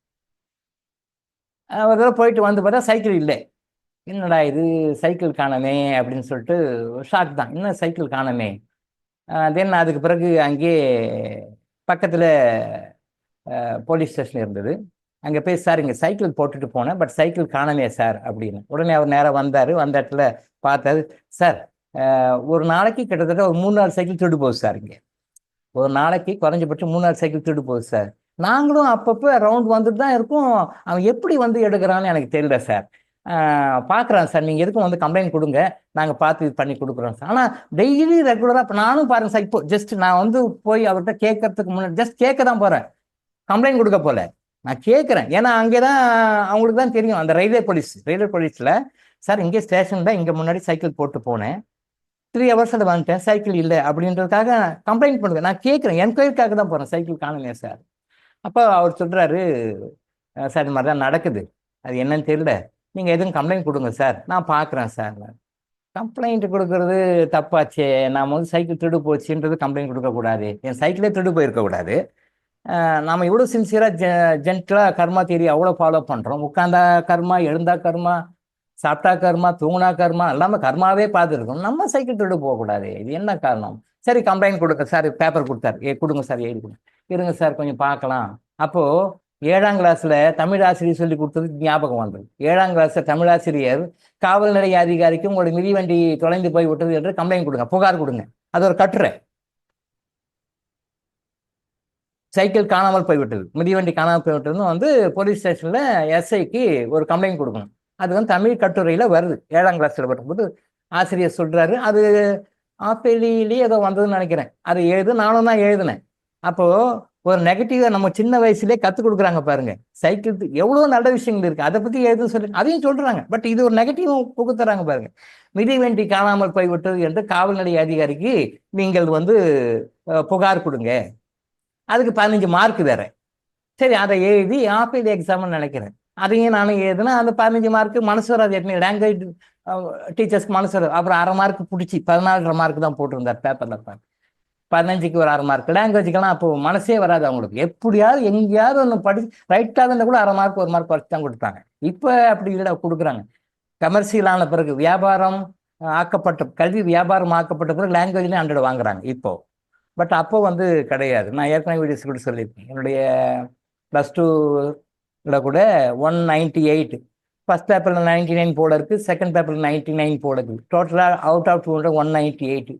ஒரு மார்க் பிடிச்சிட்டு இருப்பாங்க போல +2 மார்க்கில். ஸோ அந்த லாங்குவேஜில் மார்க் பிடிச்சி போட்டார். அப்போ எழுதணும், ஞாபகம் வந்து நமக்கு அப்பயே சொல்லி கொடுத்துருக்காரு, கரெக்டாக எப்படி எழுதணும் ஃபார்மேட்டும் 7ஆம் கிளாஸே நமக்கு சொல்லி கொடுத்தாங்க. எழுதலாமா? இன்னொரு பக்கம் கர்மா தியரி படி நம்ம கம்ப்ளைண்ட் கொடுக்கக்கூடாது, அதை அக்செப்ட் பண்ணிக்கலாம், நானே அக்செப்ட் பண்ணிக்குவோம் சரின்ட்டு. இல்லை சார் இப்போ வேண்டாம், இல்லை சார் நீங்கள் என்ன சொல்லுங்கள், நான் கூட எழுதுறேன், கைட் போட்டு கொடுங்க அப்படின்னா. இல்லை சார் நானும் எழுதுறேன், நீங்களும் எழுத வேண்டாம், இருக்கட்டும் பார்க்கலாம் சார், அது எதாவது கிடைச்சா பார்க்கலாம், கிடைக்கலன்னா பரவாயில்ல விடுங்க அப்படின்னு சொல்லிட்டு வந்துட்டேன். நான் கம்ப்ளைண்ட் கொடுக்கல. அதுக்கு பிறகு மறுநாள் காலையில் தியானத்தில் உட்காந்து ஏன் சைக்கிள் வந்து காணாமல் போச்சு, ஏன் திருடு போச்சு அப்படின்னு சொல்லி கேட்டபோது தியானத்தில் வருது என்ன விஷயம் அப்படின்னா, நான் சோப் கம்பெனி வச்சிருந்த போது ஒரு சைக்கிள் ஷாப்பில் உட்காந்துருக்கேன். அந்த கம்பெனி சம்மந்தப்பட்ட சைக்கிள்ஸ் எல்லாம் ரிப்பேர் பண்ணுறதுக்காக வந்திருக்கு. அன்றைக்கி அவருக்கு பேமெண்ட் கொடுக்கணுன்றதுக்காக அன்றைக்கி நான் உட்காந்துருக்கேன். உட்காந்துருக்கும்போது அந்த சோப் கம்பெனி பக்கத்தில் இருக்கிற ஒருத்தர் வந்து வரார், சைக்கிள் எடுத்துகிட்டு வரார். நான் சைக்கிள் ஷாப்பில் உட்காந்துருக்கேன், ஓனர் பக்கத்தில் உட்காந்து பேசிகிட்டு இருக்கேன். அப்போ அவங்க வந்து வயசில் சின்னவங்களாக இருந்தால் கூட அண்ணா அண்ணான்னு தான் கூப்பிடுவாங்க. அந்த ஏரியாவில் இருக்கிறவங்க வயசில் சின்னவங்களாக இருந்தால் கூட அண்ணா அண்ணான்னு. அண்ணா சோப் கம்பெனிக்கார அண்ணா சொல்லுங்க, இந்த சைக்கிள் விற்கலான்னு வந்திருக்கேன், அது வந்தால் இந்த சைக்கிள் விற்கணும், எனக்கு கொஞ்சம் வீட்டுக்கு பணம் தேவைப்படுது செலவுக்கு, அதனால் சைக்கிள் விற்கலான்னு வந்தேன். வந்து கேட்டால் இவங்க வந்து சைக்கிள் விற்ற ரசீது கொடுங்க, ரசீது கொடுத்தா தான் நான் சைக்கிள் விற்பேன்னு சொல்லி சைக்கிள் ஷாப்கார் சொல்கிறாரு. சைக்கிள் ஷாப்கிட்ட வந்து கேட்குறாரு இவர். அவர் சொல்கிறாரு, நானும் ஏற்கனவே வந்து பார்த்தேன், இவர் எங்கே 2-3 சைக்கிள் ஷாப்பில் யாரை கேட்டாலும் நீங்கள் சைக்கிள் வாங்கினதுக்கு ரசீது கொண்டு வா, பில்லு கொண்டு வான்னு சொல்கிறாங்க, அதனால் யாருக்கிட்டையும் விற்க முடியலன்னா எனக்கு பணம் அவசரமாக தேவைப்படுது, கொஞ்சம் நீங்கள் சொன்னீங்கன்னா, ஓனர்கிட்ட ரொம்ப ஃப்ரெண்ட்லியாக பேசுங்க, நீங்கள் சொன்னீங்கன்னா அவர் வாங்கிக்குவார், கொஞ்சம் சொல்லுங்க அப்படின்னாரு. சரி, நானும் என்ன பண்ணேன், என்னுடைய பேட் கர்மா பாருங்கள், தெரியல. அவர் வந்தவுடனே சார் நான் ரெக்கமெண்ட் பண்ணுறேன், சரி சார் நம்ம சோப் கம்பெனி பக்கத்தில் தான் இருக்கார், 4-5 வீடு தள்ளி, தெரியும் அவரை பற்றி எனக்கு தெரியும், ஆனால் சைக்கிள் விற்றுருங்க, ஏதோ கஷ்டம் போல இருக்கு சைக்கிள் விற்கணுன்றாரு. சரி விற்றுருங்கன்னு. சரி சார் அப்படின்னு சொல்லிட்டு அவரும் வாங்கினாரு. ஏதோ ரேட் பேசுனாங்க, ஏதோ விற்றாங்க போல இருக்கு, போயிட்டாங்க. ஸோ இந்த இன்சிடென்ட் எனக்கு கொண்டு வரப்படுகிறது கிளியர் வாயின்ஸில், மெடிடேஷனில். அப்புறம் பார்த்தா என்னன்னா, அவர் கொண்டு வந்தார் பார்த்தீங்களா, திருட்டு சைக்கிள். யாருக்கிட்டயோ அவர் சைக்கிள் திருடி கொண்டு வந்துக்கிறாரு. இது எனக்கு தெரியல. அந்த திருட்டு சைக்கிளை விற்க வராரு. அப்போ எல்லாருமே வந்து அது ரிசிப்ட் கொண்டு வாங்க. ரிசிப்ட் எப்படி கொடுக்க முடியும்? திருட்டு சைக்கிளுக்கு ரிசிப்ட் இவர் கொடுக்க முடியாதுல்ல. அதனால இவர் இல்லைன்றாரு. அப்போ நான் மாட்டுறேன். என்னுடைய பேட் கர்மா பாருங்க. இவர் சைக்கிள் ஓனர் பக்கத்தில் உட்காந்து பேசி, சோப் கம்பெனிக்கார அண்ணா நீங்கள் சொல்லுங்க அண்ணா. சரிண்ணா வாங்கண்ணா, நான் சொல்கிறேன்ட்டு நானும் சென்ஸ் கொடுத்தேன். அவரும் விட்டுட்டார், சைக்கிள் விட்டாரு, போயிட்டு இருக்கோம். கிளியர் வாயின்ஸில் என்ன உணர்த்தப்படுகிறதுன்னா, அந்த சைக்கிளை ஒருத்தன் திருடு விட்டுட்டான் இல்லையா, மிஸ் ஆகி போச்சு, அவன் எவ்வளோ வேதனைப்பட்டிருப்பான். அந்த சைக்கிளை வித்துட்டானே அவன் எவ்வளோ வருத்தப்பட்டிருப்பான், வேதனைப்பட்டிருப்பான். அடாடா நம்ம சைக்கிள் போச்சு, நம்ம எவ்வளோ கஷ்டப்பட்டு வாங்கணும். அவனுக்கு அது பெருசாக இருக்கும். சைக்கிள் வச்சிருக்கோன்னா அவனுக்கு அது பெருசாக இருக்கும். ஐயோ இது நம்ம எவ்வளோ கஷ்டப்பட்டு வாங்கணும், இதை நான் வச்சுட்டு நம்ம ஒரு ஆஃபீஸ் போனோமோ இல்லை எங்கேயா போனோமோ, போக முடியலையே, இவனை எடுத்தவன் நல்லா இருப்பானா, எடுத்தவன் விளங்குவானா, எப்படி எடுத்து போயிட்டான்னு தெரியல, எவன் எடுத்தானோ, என்ன சாப்பாடுலாம் கொடுத்துருப்பாரோ, என்னெல்லாம் கொடுத்துருப்பாரோ, என்ன மனசு வந்திருப்பாரோ, அது அப்படியே காஸ்மிக்ல ரெக்கார்ட் ஆகிடும். இது ரெக்கார்ட் ஆகி பல வருடங்களுக்கு பிறகு, இப்போ நான் சொல்ற சைக்கிள் திருடு மேட்டர் வந்து இப்போ 3-4 இயர்ஸ்ல, எத்தனையோ வருடங்களுக்கு பிறகு அது எனக்கு உணர்த்தப்படுகிறது. அவன் விற்றது திருட்டு சைக்கிளு, அந்த திருட்டு சைக்கிளை விற்கிறதுக்கு நீ உடந்தையா இருக்குல்ல. எனக்கு தெரியாதவனா இங்கே கர்ம சட்டப்படி, இறை சட்டப்படி நான் தெரியாம பண்ணிட்டேன், நான் தெரியாம சொல்லிட்டேன்றதெல்லாம் கிடையாது. அது இரண்டுத்துக்கும் ஒரே தண்டனை தான். இது ஏன் தெரியாம சொல்றோன்றது அது ஒரு பெரிய விஷயம். அது பின்னாடி வகுப்புல பார்ப்பேன். இப்போ உங்களை போட்டு குழப்ப வேண்டாம். இது ஏன் நான் தெரியாம சொல்றேன், தெரியாம பண்ணேன்றது வேற சமாச்சாரம். பட் இந்த நேரத்தில் நான் தெரியாம தான் சொன்னேன். அவன் திருட்டு சைக்கிள் கொண்டு வந்திருக்கான், எனக்கு தெரியல, ரெக்கமெண்ட் பண்ணிட்டேன். அதை நான் சொன்னதை வச்சு அவரும் அது வித்துட்டாரு. 2 கை மாதிரி போயிட்டு இருக்கு. அப்போ அந்த சைக்கிளுடைய உரிமையாளர் நினைச்ச மனவேதனை, கஷ்டம், அவன் விட்ட சாபம், அது அப்படியே ரெக்கார்ட் ஆகுது. எத்தனையோ பல வருடங்களுக்கு பிறகு அது சைக்கிள் வந்து திருடு போகும்போது அதை நான் உணர்கிறேன், அந்த வழி வேதனை. எனக்கு அந்த டைம்ல அந்த சைக்கிள் இல்லையே, நம்ம சைக்கிள் திருடு போச்சே அப்படின்னு நான் நினைக்கிறேன் இல்லையா. அப்போ அவர் என்ன நினைச்சாரோ அதுல 100% எனக்கு உணர்த்தப்படுகிறது. அந்த சைக்கிள் ஓனர் 100 பங்கு வருத்தி வேதனைப்பட்டிருப்பார். அதில் 1 பங்கு எனக்கு உணர்த்தப்படுகிறது. உன் சைக்கிள் இப்போ போகும்போது நீ ஃபீல் பண்றியே, இதே மாதிரி தானே அவனும் ஃபீல் பண்ணியிருப்பான். எவனோ ஒருத்தன் கொண்டு வந்து வித்தான்ல, அவன் என்ன ஏதுன்னு கேட்காம நீ ரெக்கமெண்ட் பண்ணிட்டியே, திருட்டு சைக்கிள் அவன் வித்தான், அவனுக்கு கர்மா தான், அவன் சஃபராக இருக்காங்க, அது பார்த்தேன். அவனுக்கு அந்த கர்மா தான், அது வாங்கினவன் ரொம்ப சஃபராக இருக்கான். அது அப்புறம் தான் பார்த்தேன், அப்புறம் தான் நான் பார்க்குறோம். நீ என்ன பண்ண, அறிந்தோ அறியாமலோ, தெரிந்தோ தெரியாமலோ ரெக்கமெண்ட் பண்ண. அப்ப குற்றம் செய்தவனுக்கு உடந்தையாக நீ இருந்திருக்கிறாய். இறை சட்டத்தின்படி, அரசாங்கங்களுடைய சட்டங்களின் படியும் கூட ஒரு குற்றம் செய்தானா செஞ்சவனுக்கும் தண்டனை, செய்ய தூண்டியவனுக்கும் தண்டனை, செய்ய உடந்தையாக இருந்தவனுக்கும் தண்டனை, எல்லாருக்குமே தண்டனை தான். தண்டனை கொஞ்சம் வேரி ஆகும், பட் எல்லாருக்குமே தண்டனை தான். அதே மாதிரி சைக்கிளை திருநவனும் கொடுக்கும் தண்டனை, அந்த திருட்டு சைக்கிளை விற்க வைத்த எனக்கும் தண்டனை. நான் அறியாமல் செஞ்சுட்டேன், அறியாமல் செஞ்சாலும் அவன் திருட்டு சைக்கிளை விற்கிறதுக்கு நீ ஒரு உடந்தையா இருந்திருக்க, அறிந்தோ அறியாமல் நீ ஒரு காரணமா இருக்கு. உன் சைக்கிள் திருடு போச்சு, அனுபவிச்சுக்கோ. அடடா இப்படி ஆகி போச்சா மேட்ருன்னு சொல்லி தெரிஞ்சுக்கிட்டேன். ஸோ அங்கே திருடு அப்படின்னாலும் அதுக்கு பின்னால் நான் இருக்கேன். அப்போ பெரிய திருடா போல ஏதோ சின்ன திருடா போச்சு. கடவுள் வந்து 100ல் 1 குறைச்சி இப்படி நான் உடந்தையா இருந்ததுக்காக அவனுக்கு ஒரு கை காட்டினதுக்காகவே எனக்கு இந்த பனிஷ்மெண்ட் கொடுத்து என் சைக்கிள் திருடு போல வச்சாருன்னா, அப்போ நம்ம லைஃப்ல வர்றதுக்கு எல்லாமே காரணம் என்னன்னு சொல்லிப்பாரு. இது ஒரு சின்ன உதாரணமா இருக்கும், சிம்பிளா இருக்கும். பட் இது பெரிய ஒரு பல ஜென்மங்கள நீங்க வாழ்க்கையில கத்துக்க வேண்டிய ஒரு பாடத்தை வந்து இதை கத்துக் கொடுக்கும். அதுதான் இப்ப வந்து ஒரு 4-5 இயர்ஸ் பேக் நடந்த சம்பவம். அது இன்னொரு டைம் வந்து திருப்பியும் அதே மாதிரி ஒரு லாஸ்ட் இயர் நினைக்கிறேன், 1.5 இயர் முன்னாடி திருப்பியும் சைக்கிள் திருடு போச்சு, இன்னொரு சைக்கிள் திருடு போச்சு. என்னடா இது, பட்ட காலே படும் கட்டக்கூடிய கெடுன்ற பழமொழி மாதிரி நமக்கு சரியா போகுது. இந்த தடவை ஏன் சைக்கிள் திருடு போகுது, என்ன காரணம் இது அப்படின்னு சொல்லி யோசனை பண்ணு. திரும்ப எகைன் அதே வேளச்சேரி ஸ்டேஷன்ல அதே இடத்துல தான், இடம்லாம் மாறல, அதே வேளச்சேரி ரயில்வே ஸ்டேஷன் அதே ஸ்பாட்ல அங்கேயே திருப்பும் சைக்கிள் ஒரு 4 இயர்ஸ் கழிச்சு, 4-5 இயர்ஸ் கழிச்சு, லாஸ்ட் இயர் தான் நினைக்கிறேன், திரும்பவும் சைக்கிள் திருடு போகுது.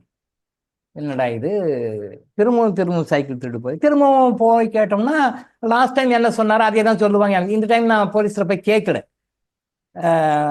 சைக்கிள் திருடு போச்சு, நீங்கள் தான் பார்த்தீங்களா கேட்டிங்களா போய் கேட்கல. ஏன்னா போனால் அவன் என்னன்னு சொல்லுவாங்க, கம்ப்ளைண்ட் கொடுக்க சொல்லுவாங்க. கம்ப்ளைண்ட் கொடுக்குறது அது வேண்டாம், அதை அக்செப்ட் பண்ணிக்கணுன்ற நமக்கு தெரியும். அதனால் நான் இந்த டைம் வந்து போலீஸ் ஸ்டேஷன் போய் கேட்கல, அவங்ககிட்ட எதுவும் சொல்ல. காணோமா, அங்கே தேடி பார்த்தேன், 2 ரவுண்ட் அடித்தேன், 3 ரவுண்ட் அடித்தேன், இல்லை. சரி, ரைட், ஓகேன்னு வந்துட்டேன், வீட்டுக்கு வந்துட்டேன். என்னங்க வெறுங்கையோட வரீங்க, சைக்கிளில் போனீங்களே? நாங்கள் வீட்டில் வெறுங்கையோட தான் வரேன், சைக்கிள் திருடு போச்சுமாண்ணா. சைக்கிள் தொலைச்சிட்டிங்களா? Right, okay. தொலைக்கிற ரொம்ப கண்ணும் கருத்துமா இருக்கீங்கன்னாங்க எங்கள் வாய்ப்பு. நாங்கள் ஒன்றும் கண்ணும் கருத்துமானா இல்லை, அது தொலைஞ்சு போச்சுமா அப்படின்னு. இதே தான் வேலை உங்களுக்கு, வாங்க அப்படின்னு சொல்லி உள்ள கூப்பிட்டு போனாங்க. ஏன்னா வெறுங்கையோட உள்ள வந்தேன், சைக்கிள் எதுவும் சாவி இல்லை. அதனால ஏன்டா சைக்கிள் திருடு போச்சுன்னு மெடிடேஷனில் உட்காந்து கிளியர் வாய்ஸில் பார்த்தா எங்கள் ஹவுஸ்மேட் என்ன பண்ணுச்சு, இந்த காரணம் அப்போ வருது. ஹவுஸ்மேட் என்ன பண்ணாங்க, டிஸ்டன்ஸ் வந்து வரணும், கிட்டத்தட்ட ஒரு 3 கிலோமீட்டர்ஸ் வந்து டெய்லி வந்துட்டு வீட்டுக்கு வந்து ஒர்க் பண்ணிட்டு போகணும். அவங்க ஏற்கனவே வந்து இருக்க சைக்கிள் வந்து ரொம்ப டேமேஜ் ஆகி அதுக்கு நிறைய செலவு வைக்குது. அப்படின்னால அந்த சைக்கிளை விற்றுட்டு வேறு சைக்கிள் எடுத்துக்கலாம். அந்த சைக்கிள் எடுக்கிறதுக்கு கூட காயலாங்கடைக்கு தான் போடணும்னாங்களே. அது ரன்னிங் கண்டிஷனில் கூட இல்லை, ரொம்ப சார் காயலாங்கடைக்கு தான் போகணும். வேறு சைக்கிள் ஒன்று வேணும் சார். வேறு சைக்கிள் வேணும்னா அவங்க என்ன ரிக்வஸ்ட் பண்ணாங்க, சார் ஏதாவது ஒரு சைக்கிள் இருந்தால் கொஞ்சம் வாங்கி கொடுங்க, ஏதாவது ஒரு சைக்கிள் இருந்தால் வாங்கி கொடுங்க. அதனால் அப்படி இருந்தால் கொஞ்சம் சௌகரியமாக இருக்கும். அந்த சம்பளம் கூட எனக்கு கொஞ்சம் கொஞ்சமாக பிடிச்சிக்கோங்க, ஃபுல்லாக கொடுக்க முடியாது அதனால் காசு, ஆனால் கொஞ்சம் கொஞ்சமாக வாங்கிக்கோங்க. ஏற்கனவே நம்ம ஹவுஸ் மேடுங்களாம் என்ன பண்ணுவாங்க, சம்பளம் 2 மாதம் சம்பளம் முன்னாடியே வாங்கிடுவாங்க. வாங்கிட்டு கொஞ்சம் கொஞ்சமாக கழிச்சுடுவாங்க. வட்டி இல்லாத காசு. இதே பணம் வெளியில் வாங்கினா வட்டி, பட் ஓனர்கிட்ட கேட்டு வாங்கிட்டுன்னா அது வட்டியே கிடையாது. அப்படியே வாங்கி அட்வான்ஸாக வாங்கிக்குவாங்க. நம்ம வீட்டுக்காரம்மா கிட்ட சொல்லுவாங்க, டாக்டர்கிட்ட கேட்டு கொஞ்சம் வாங்கி கொடுங்கன்னு. சரி, ஒரு 2 மாதம் சம்பளம் 3 மாதம் முன்னாடியே வாங்கிக்குவாங்க, அப்புறம் கொஞ்சமாக கழிச்சிடுவாங்க. இப்போ சைக்கிளுக்கு எப்படின்னா, சார் சைக்கிளுக்கும் நீங்களே வாங்கி கொடுத்துருங்க சார், அது கொஞ்சம் மாதம் ஏதோ கொஞ்சம் பிடிச்சிக்கோங்க சார். சரிம்மா, ஓகே, ரைட், நான் பார்த்துட்றேன். அந்த நேரம் பார்த்து பாருங்க, என்னுடைய பேட்காரமாக தான் அது கூட கிளையண்ட்டாக ஒருத்தர் வந்தார். அப்போ அவர் சொன்னார், அவர் ட்ரீட்மெண்ட்டுக்காக வந்தவர், சார் வந்து சைக்கிள் வந்து விற்கலான்னு இருக்கேன் சார், ஒரு சைக்கிள் வந்து விற்கலான்னு இருக்கேன் சார். பையன் வந்து +2 படிக்கிறதுக்காக ஸ்கூலில் கொடுத்தாங்க. அந்த ஸ்கூலில் கொடுத்தாங்க அப்படின்ற சைக்கிள் வந்து தமிழ்நாடு கவர்மெண்ட் வந்து +1 +2 ஸ்டூடெண்ட்ஸ்க்கு இதை ஃப்ரீயாக சைக்கிள் கொடுப்பாங்க போல. அது ஏடிஎம்கே கவர்மெண்ட் ஜெயலலிதா அம்மா பீரியடில் அது ஆரம்பித்து அந்த +2 படிக்கிற ஸ்டூடெண்ட்ஸ்க்கு வந்து சைக்கிள் ஃப்ரீயாக கொடுப்பாங்க போல. இந்த லேப்டாப்பு, சைக்கிள்ஸ் இதெல்லாம் வந்து ஃப்ரீயாக கொடுப்பாங்க போல. அப்போ அவங்க வந்து இந்த மாதிரி ஃப்ரீயாக கொடுத்த சைக்கிள் தான், பட் அது சும்மா யூஸில் இல்லை சார், அதனால் அது கொஞ்சம் விற்றா பரவாயில்ல, யாராவது இருந்தால் சொல்லுங்கள் டாக்டருன்னாரு. 2 மேட்ச் ஆகுது இல்லை. இவர் சைக்கிள் விற்கணுன்றாரு, இவங்க வீட்டுக்காரம்மா வேலைக்காரம்மா வந்து சைக்கிள் வேணுன்றாங்க. அப்போ நான் என்ன சொன்னேன், சரி எங்கள் ஹவுஸ்மேட் வந்து சைக்கிள் வேணும்னு சொல்லி கேட்குறாங்க, அவங்களுக்கு வேணா நீங்கள் சைக்கிள் கொடுத்துட்றீங்களா? ஓகே டாக்டர், நான் கொடுத்துட்றேன். ரேட்டு என்ன சொல்லுங்கன்னு. ரேட்டு வந்து ஏதோ ஒரு ரேட் சொன்னார், சரியாக கவனம் இல்லை, ஏதோ ஒரு ரேட் சொன்னார், பட் பார்க்கிங்லாம் பண்ண மாட்டேன். ஏதோ ரேட்டு, அந்த ரேட் கொடுங்க டாக்டர், கொடுக்க சொல்லுங்கள் டாக்டர் அப்படின்னாரு. சரி, ஓகே, அதனால நான் கொடுத்துட்றேன், நீங்கள் சைக்கிள் கொண்டு வாங்க. சைக்கிள் கொண்டு வந்து பணம் கொடுத்தேன், சைக்கிள் கொடுத்து போயிட்டார். அந்த சைக்கிள் ஹவுஸ்மேட் கொடுத்தோம், ரைட், ஓகே. இப்போ இது ஒரு நிகழ்வு. சைக்கிள் ஏன் எனக்கு திருடு போச்சு அப்படின்னா, அது கிளியர் வாய்ஸில் வருது மெடிடேஷனில். அரசாங்கம் வந்து அந்த பையனுக்கு கொடுக்குது, அரசாங்கம் வந்து அந்த பையனுக்கு சைக்கிள் கொடுக்குது, அது ஃப்ரீயாக கொடுக்குது. அரசாங்கம் வந்து ஃப்ரீயாக கொடுக்குறது வந்து விற்கிறது காசு பண்ணுறதுக்கு இல்லை. நல்லா பார்த்துங்க, நாம் வந்து கர்ம சட்டம் வேற, மனிதனுடைய சட்டம் வேற, மனுஷன் நினைக்கிறது வேற, இறைவன் நினைக்கிறது வேற. இந்த ரேசத்தின் பாயிண்ட்டை தான் டிஃப்ரெண்ட்டை கரெக்டாக புரிஞ்சுக்கணும். தமிழ்நாடு கவர்மெண்ட்டு அவங்க ஸ்டூடெண்ட்ஸ் நல்லா படிக்கணும், நல்லா படித்து வரணுன்றதுக்காக அது அதனுடைய செலவில் அதனுடைய காசு சைக்கிள் வாங்கி ஃப்ரீயாக கொடுக்குது. அப்போ அது ஃப்ரீயாக கொடுத்தா அது அவங்களுக்கு விற்கிறதுக்கு உரிமை கிடையாது, அவங்களுக்கு விற்க உரிமை கிடையாது, அது அவங்க யூஸ் பண்ணணும், அதுக்கு தான் அந்த சைக்கிள். ஆனால் அந்த பையனுக்கு தெரியாமல் இந்த அப்பாக்காரர் என்ன பண்ணிக்கிற, அவரு செலவுக்காக, அவர் பர்சனல் செலவுக்காக பையன்கிட்ட வந்து சொல்லாமல் அந்த சைக்கிளை கொண்டு வித்துட்டு இருக்காருன்னு அப்புறம் தான் தெரியும். பையனுடைய அனுமதி இல்லை, பையன்கிட்ட கேட்கல, பையன்கிட்ட சொல்ல, இவர் பாட்டுக்கு வீட்டுக்கு குடும்பத்துக்கு செலவு பணம் வேணும் அப்படின்னு சொல்லிட்டு சைக்கிளை கொண்டு வந்தாரு. என்கிட்ட பேசும்போது சொல்றாரு, சரி நானும் விலைக்கு வாங்கி கொடுத்துட்டேன். இப்போ அந்த சைக்கிளை வந்து வித்தது தப்பு. பையன்கிட்ட கன்சென்ட் வாங்காம, பையன் அனுமதி சொல்லாம, இல்லை கவர்மெண்ட் கிட்ட ஒரு பர்மிஷனாக வாங்கணும், இந்த மாதிரி நீங்க கொடுத்தீங்க நான் விற்கிறேன், அதெல்லாம் எதுவுமே இல்லை. இவர் பாட்டுக்கு இவர் உரிமையை சொல்லி வித்துட்டாரு. சைக்கிளை வித்தது தப்பு. அந்த சைக்கிளை வந்து நான் வாங்கி கொடுத்தது தப்பு. இங்கே நான் என்ன பண்ணணும், இந்த சைக்கிள் கொடுக்குறாங்களே, இது கவர்மெண்ட் கொடுக்குற சைக்கிள் ஆச்சு, இந்த கவர்மெண்ட் கொடுக்குற சைக்கிளை நாம ஹவுஸ்மேட்டுக்கு வாங்கி கொடுக்கலாமா அப்படின்னு நான் யோசனை பண்ணாம நான் பணம் போட்டு வாங்கி கொடுத்தீங்களா, தப்பு. இதுக்குண்டான பனிஷ்மெண்ட் தான் என்னோட 2வது சைக்கிள் திருடு போச்சு. அப்போ அந்த பையன் என்ன வேதனைப்பட்டிருப்பான், என்னடா கவர்மெண்ட்ல கொடுத்தாங்க, சைக்கிள் ஸ்கூலுக்கு போனோம் வந்தோம், இப்போ வந்து அப்பா போய் வித்துட்டாரே, நம்ம கேட்காம வித்துட்டாரே, இப்போ நம்ம ஸ்கூலுக்கு போகிறது கஷ்டமா இருக்கே, நம்ம வெளில போகிறோம் வரணும் நமக்கு கஷ்டமா இருக்கே, கவர்மெண்ட் கொடுத்த சைக்கிள் விட்டாரு அந்த பையன் நினைச்சிருப்பான். அந்த தாட் ஃபார்ம் என்னையும் பாதிக்கிறது, அவங்க அப்பாவையும் பாதிச்சது, அது வேற சமாச்சாரம். அவங்க அப்பாவையும் பாதிக்கும், என்னையும் பாதிக்கும், எல்லாமே பாதிக்கும். தாட் ஃபார்ம் மூலமா தான் கர்மா வேலை செய்யும். கர்மா எப்படி வேலை செய்யணும்னா தாட் ஃபார்ம் மூலமா தான் வேலை செய்யும். பாசிட்டிவா இருந்தாலும் சரி, நெகட்டிவா இருந்தாலும் சரி. அப்போ அந்த பையன் நினைச்சிருப்பான் பாருங்க, அப்பா யாருக்கையும் சொல்லாம சைக்கிளை வித்துட்டாரு, அவன் யாரு வாங்கினானோ தெரியலையே, அவன் யாரோ சைக்கிள் வாங்கிட்டான், யாரோ யூஸ் பண்ண போறான், நான் கஷ்டப்படுறேன் பாத்தியா, எனக்கு சைக்கிள் இல்லை பாத்தியா, எனக்கு சைக்கிள் இல்லாம அப்பா பண்ணிட்டார் பாத்தியா அப்படின்னு சொல்லி நினைக்கிறாரு இல்லையா, நினைச்சிருக்கான். அதனால அவங்க அப்பாவும் பாதிக்கிறாரு, அந்த அப்பாவுக்கு உடந்தையாக அறிந்தோ அறியாமலோ இருந்த நானும் பாதிக்கிறேன். அப்போ இதை சைக்கிள் வாங்கின ஹவுஸ்மேட் பாதிப்பாங்களா சார்? அவங்களும் பாதிச்சாங்க. அது கிளியர் வாய்ஸ்ல பார்க்கும்போது அவங்களும் பாதிச்சிருக்காங்க. இந்த மாதிரி ஒரு சைக்கிளை விருப்பம் இல்லாத அவங்க வித்துட்டாங்க, அந்த சைக்கிள் நம்ம விருப்பம் இல்லாமல் வாங்கியிருக்கோம் அப்படின்ற பாதிப்பை நம்ம அந்த கிளியர் வாய்ஸ்ல பார்க்கும் பொழுது வித்த அப்பாவும் பாதிச்சிருக்காரு, அதை வாங்கி கொடுத்த மீடியேட்டரா இருந்த நானும் பாதிச்சிருக்கேன். இத்தனைக்கு நான் பணத்தை போட்டு நான் வாங்கி கொடுத்தது ஹவுஸ்மேட் இன்ஸ்டால்மெண்ட்டை நான் பணம் வாங்குறேன். எனக்கு எப்படி இருக்கும் பாருங்க. இதான் காசை கொடுத்து சனினை விலைக்கு வாங்குறது நம்ம பெரியவங்க சொன்னது. காசையும் கொடுத்து சனினை விலைக்கு வாங்குறது.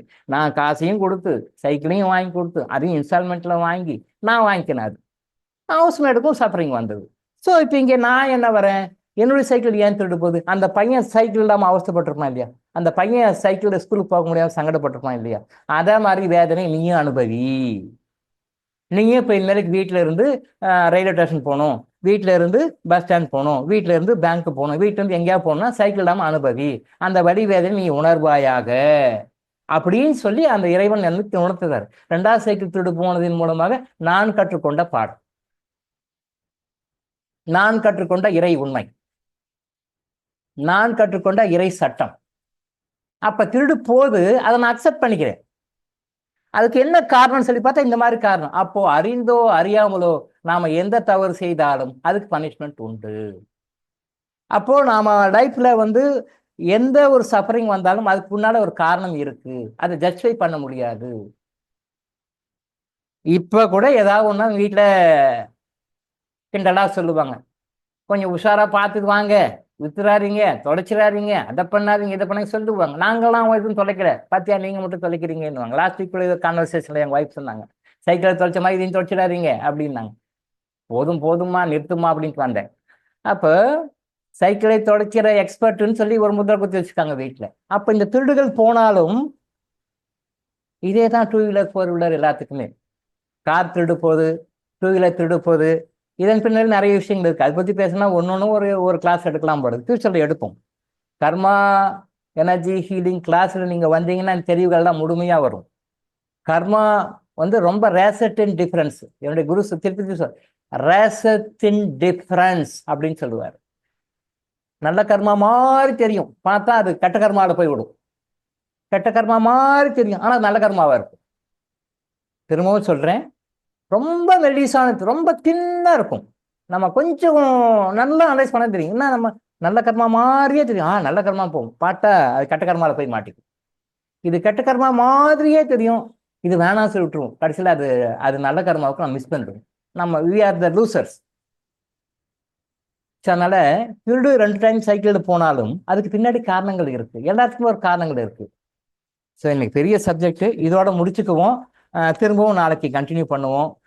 பணத்தை பற்றிய விஷயங்கள் நிறைய சொல்லலாம் அப்படின்னா கூட இந்த கிளியரிட்டி மக்களுக்கு நிறைய இல்லாததுனால நான் என்னதான் மேலே மேலே அடுத்த லெவலுக்கு போனாலும் பேசிக் டவுட்ஸை கிளியர் பண்ணாமல் போகிறது சரியில்லைன்ற மாதிரி எனக்கும் தோணுச்சு, ஆஸ்தம்பி சாரும் சொன்னார்.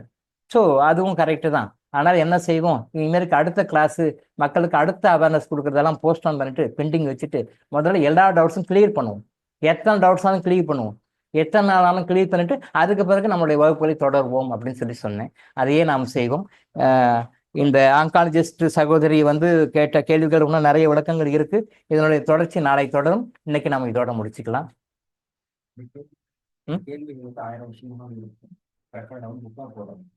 அது அடுத்து பண்ணிக்கலாம். சார் என்ன சொல்றாருன்னா, இந்த கேள்விகள் இதுக்குண்டான பதில்கள் எல்லாமே வந்து எல்லாமே புக்காக போட போகிறோம், பப்ளிஷ் பண்ண போகிறோம். ஸோ எத்தனை 1000 ஆண்டுகள் ஆனாலும் இது எல்லாரும் மக்களும் பார்க்கலாம், எல்லா மக்களும் தெரிந்து கொள்ளலாம் அப்படின்ற விஷயத்த சொல்லுங்க அப்படின்றாரு. ஆமாம், இப்போ இந்த எல்லா கொஸ்டினும் எல்லா ஆன்சர்ஸும் இப்போ எதை நீங்கள் கேட்டிங்கன்னு ஆன்சர் பண்ணேன், இதோட முடிஞ்சது ஓவர், கிளாஸ் ஓவர், அப்படி கிடையாது. இதை எல்லாமே ரெக்கார்ட் ஆகும்.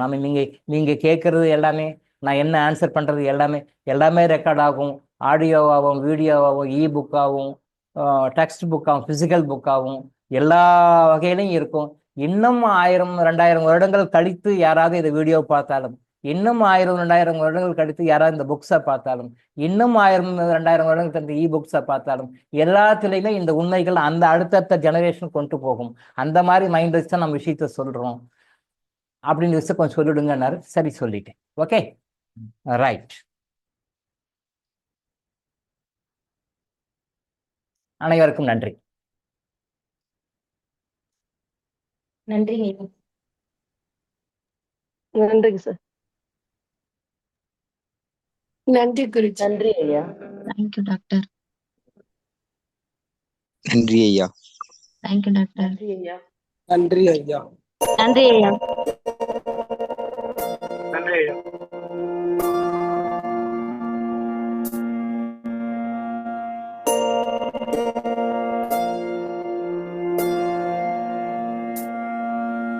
கருவாக்கி உருவாக்கி எனையாண்டு காத்தருளும் இறைவா நன்றி.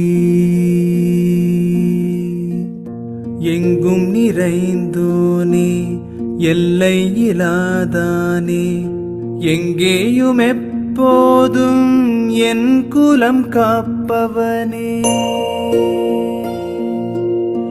நெஞ்சம் துணிய துணையாய் வருவாய், நேர்மறை உணர்வுகள் பெருகிடச் செய்வாய். உடலில் உறுதியை பெரிதாய் தருவாய், உனை உணரும் அறிவை என்னுள்ளருள்வாய். சுற்றமனைத்தும் காப்பவனே, செய்தொழிலில் ஏற்றம் தருபவனே, எடுத்த செயலில் வெற்றி கொடு, என் ஆற்றல் பெருகிட அருளை கொடு.